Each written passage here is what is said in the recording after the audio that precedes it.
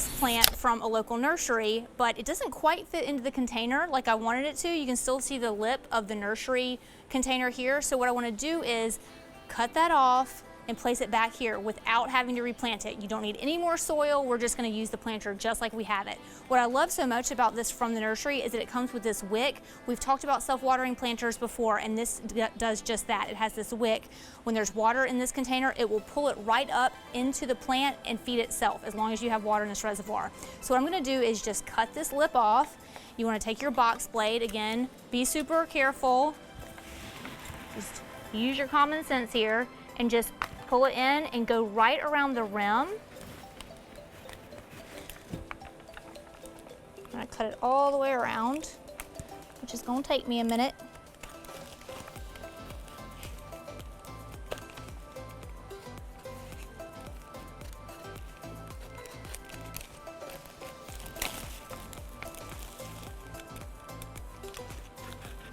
Almost there.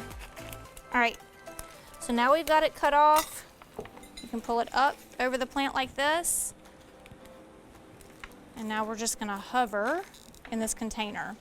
All right, so once we have that, once we're hovering in that container, we're gonna take our Spanish moss like we always do.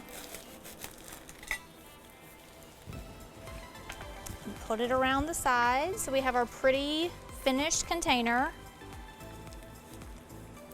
And then of course you wanna water it when you're all finished.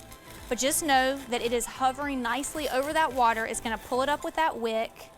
And you never even had to really get your hands dirty or use any gardening tools, and you didn't have to buy any potting soil. So we're gonna water it. Just like that.